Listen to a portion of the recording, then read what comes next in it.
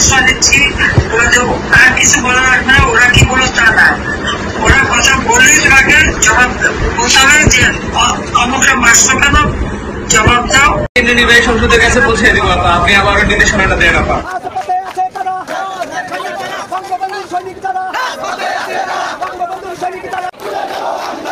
ছাত্র জনতার আন্দোলনের চূড়ান্ত পর্যায়েও অতিরিক্ত বল প্রয়োগের মাধ্যমে ক্ষমতায় থাকার চেষ্টা করেন আওয়ামী লীগ সভাপতি শেখ হাসিনা। আরও রক্তপাতের মাধ্যমে তাকে ক্ষমতায় টিকিয়ে রাখতে সশস্ত্র বাহিনী ও পুলিশের শীর্ষ নেতৃত্বকে চাপ প্রয়োগ করেন শেখ হাসিনা। প্রিয় দর্শক, আমি আরাফাতুল ইসলাম কথা বলবো শেখ হাসিনার পুত্র সজীব ওয়াজেদ জয়ের সঙ্গে বাংলাদেশে যে অন্তর্বর্তীকালীন সরকার গঠিত হতে যাচ্ছে সেই সরকার এবং শেখ হাসিনার অবস্থান ও গন্তব্য নিয়ে।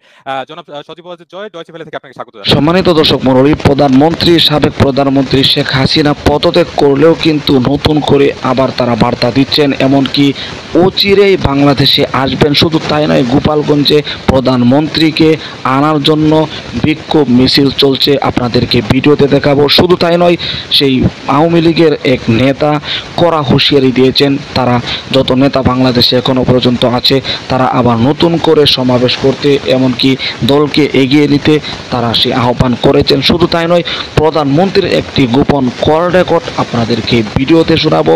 যে কল রেকর্ডে কী তথ্য রয়েছে আপনি শুনলে অবাক হয়ে যাবে। প্রিয় দর্শক, এই জন্য প্রধানমন্ত্রীর কল রেকর্ডটি থাকবে এই ভিডিওর শেষ অংশে, যা খুবই গুরুত্বপূর্ণ। এক সেকেন্ডেও না টেনে ধৈর্য সহকারে শেষ পর্যন্ত দেখবেন। চ্যানেলে নতুন দর্শক হলে অবশ্যই চ্যানেলটিকে সাবস্ক্রাইব করে পাশে থাকা বেল বাটনটি অন করে দিবেন। প্রিয় দর্শক, কথা না বাড়িয়ে ভিডিওতে একটি লাইক দিয়ে দেখতে থাকুন সম্পূর্ণ ভিডিওটি। ছাত্র জনতার আন্দোলনের চূড়ান্ত পর্যায়েও অতিরিক্ত বল প্রয়োগের মাধ্যমে ক্ষমতায় থাকার চেষ্টা করেন আওয়ামী লীগ সভাপতি শেখ হাসিনা। আরও রক্তপাতের মাধ্যমে তাকে ক্ষমতায় টিকিয়ে রাখতে সশস্ত্র বাহিনী ও পুলিশের শীর্ষ নেতৃত্বকে চাপ প্রয়োগ করেন শেখ হাসিনা, জানিয়েছে বিভিন্ন সংবাদ মাধ্যম। দেশ ছাড়ার আগে সোমবার সকালে 10:30 থেকে প্রায় 1 ঘন্টা 3 বাহিনীর প্রধান ও পুলিশের আইজিপিকে আন্দোলনরত ছাত্র জনতার উপর আরও কঠোর হওয়ার জন্য চাপ দেন শেখ হাসিনা। পরিস্থিতি একেবারেই নিয়ন্ত্রণের বাইরে চলে যাচ্ছে এমন প্রতিবেদন মানতে রাজি হননি তিনি। পরে তার বোন শেখ রেহানা এবং বিদেশে থাকা ছেলে সজীব ওয়াজেদ জয় তার সঙ্গে কথা বললে পদত্যাগে রাজি হন শেখ হাসিনা। তারপরই দ্রুত বদলাতে থাকে পরিস্থিতি। পদত্যাগপত্র জমা দিয়ে সামরিক হেলিকপ্টারে করে বোন শেখ রেহানাকে সঙ্গে নিয়ে দেশ ছাড়েন শেখ হাসিনা। এর আগে দলীয় অস্ত্রধারী কর্মীদের নামিয়ে রোববার দিনভর সারা দেশে ব্যাপক তাণ্ডব ও প্রাণহানি ঘটিয়েও ছাত্র জনতার আন্দোলন সামলাতে পারেননি শেখ হাসিনা। সোমবার ভোরে কারফিউ কড়াকড়ি করা হলেও সকাল 9টার পর থেকে আন্দোলনকারীরা কারফিউ ভেঙে নামতে শুরু করেন। 10টা নাগাদ ঢাকার বিভিন্ন স্থানে জমায়েত বড় হতে থাকে।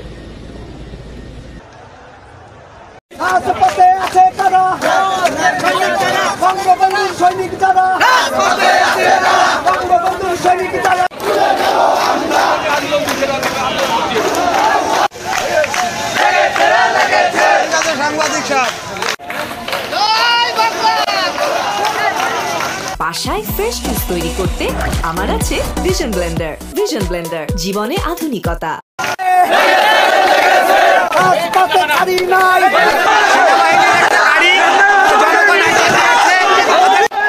আপনারা দেখতে পাচ্ছেন এই মুহূর্তে সেনাবাহিনীর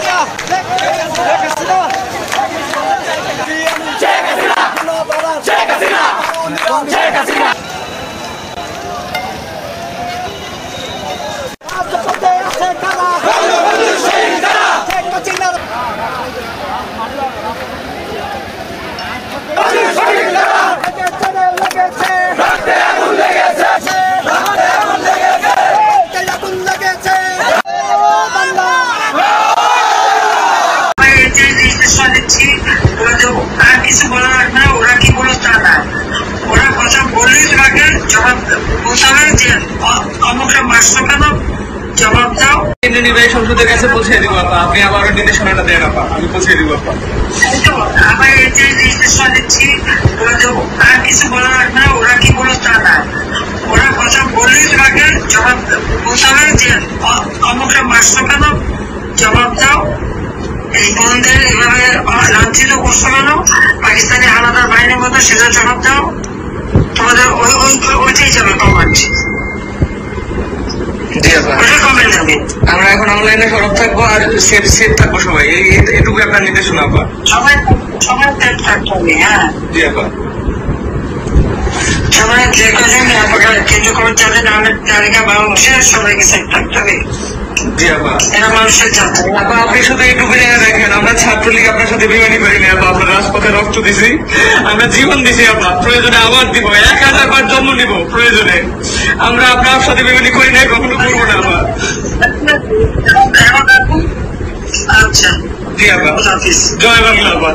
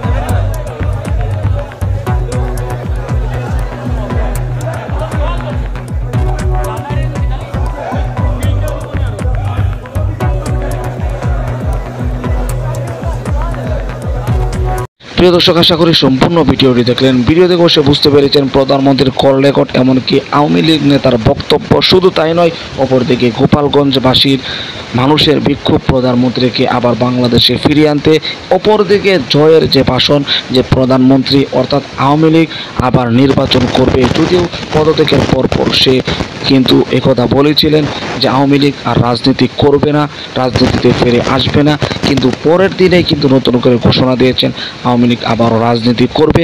অচিরেই বাংলাদেশের প্রধানমন্ত্রী শেখ হাসিনা আসবেন, এমনকি আবারও নির্বাচিত হয়ে দেশ চালাবেন, এমন সংবাদ আপনারা পেয়েছেন। প্রিয় দর্শক, এই সমস্ত কথার বিষয়ে, এই ভিডিও বিষয়ে আপনার কোনো মতামত থাকলে আপনার মূল্যবান মতামতগুলো কমেন্ট বক্সে জানিয়ে দেবেন, এমনকি এই ভিডিওটি শেয়ার করে সকলের মাঝে ছড়িয়ে দেবেন। প্রিয় দর্শক, আজকের মতো এখানে শেষ করছি। ভালো থাকুন, সুস্থ থাকুন, আবারও দেখা হচ্ছে পরবর্তী ভিডিওতে।